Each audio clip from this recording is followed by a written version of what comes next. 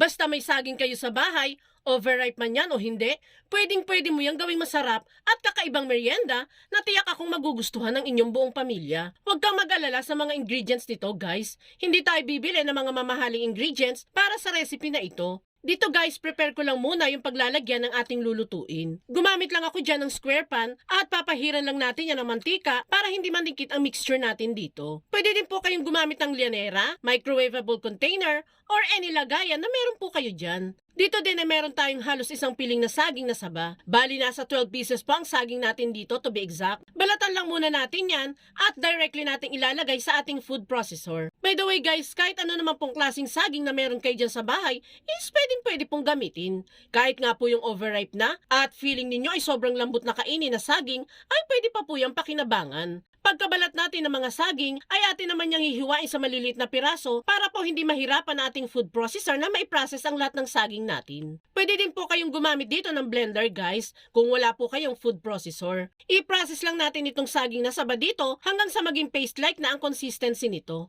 And once ganun na nga, ay pwede na muna natin itong iset aside at maghahalo muna ako dyan ng half cup ng cornstarch at half cup ng tubig. Prepare na muna natin itong slurry mixture para po tuloy-tuloy na lang tayo sa pagluluto natin mamaya. At kapag okay na, ay iset aside na din muna natin yan. Dito naman tayo sa ating kawali. Maglalagay lang muna tayo dyan ng 1 cup ng tubig at isang sachet ng powdered milk. Any brand naman po ng powdered milk ang gamitin natin dito is okay lang naman po. Dapat kasi evaporated milk ang gagamitin natin dito guys.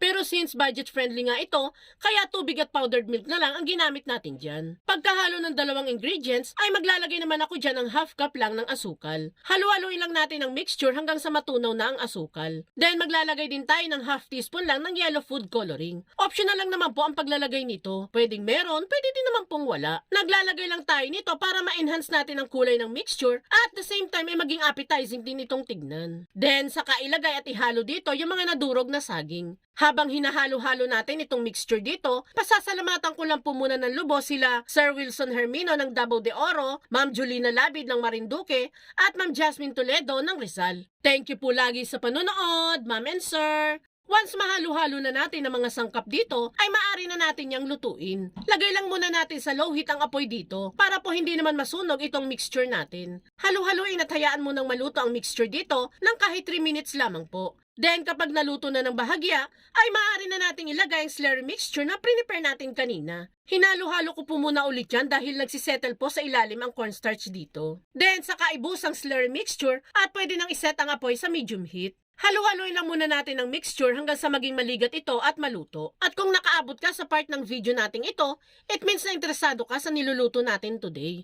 At kung sakali pong magugustuhan mo ang saging recipe natin, pwede po bang pusuan mo naman ang video natin? At mag-iwan ka na din po ng comment na, Super Yummy Banana Recipe! Maraming salamat po! And once ganito na ang consistency ng ating niluluto, yung tipong madikit na at medyo maligat na din, ay maaari na natin yang hanguin. Lagay lang natin yan sa prepare nating lagayan at i-flatten ito ng maayos. Dapat guys, yung pinang-flatten natin dito is pinahira natin ng mantika para po hindi manikit sa spatula or sandok yung mixture natin. And palamigin lang muna natin yan ng at least 1 hour. Once lumamig na, ay pwede na itong i-cut into serving size at pwede na ding pagsalusaluhan itong masarap na banana pudding. Nilagyan ko lang yan ng grated cheese sa ibabaw to make it more special. Gusto ko lang palang i-share itong bagong kinalilibangan ko na 1xBet, ang pinaka-legit na online betting site ngayon, wherein pwede kayong mag-bet sa mga paborito mong team sa NBA, paborito mong laro sa casino, at kung ano-ano pang game na gusto ninyong laruin. Super dali lang ang pag-register nito. I-click lang ang registration at i-provide lang ang kailangang detalye at huwag kalimutang ilagay sa promo code ang word na 1xKitchen dahil pwede ka makapag-claim ng up to 6,000 pesos bonus sa unang deposit mo pa lamang. O, di ba? Ang syala. Kapag mag-cash in ka sa larong ito, i-click lang ang deposit at pwede kang mag-deposit through GCash or Paymaya. Ganon din syempre ang pag-withdraw. Click lang ang withdraw, then GCash, at i-provide lang ang kailangang information and wait mo lang pumasok sa GCash ang iyong napanalunan sa game. Take note guys na pang 18 years old and above lang po ito. I-click lang ang link sa ibaba at simulan mo na mag-register.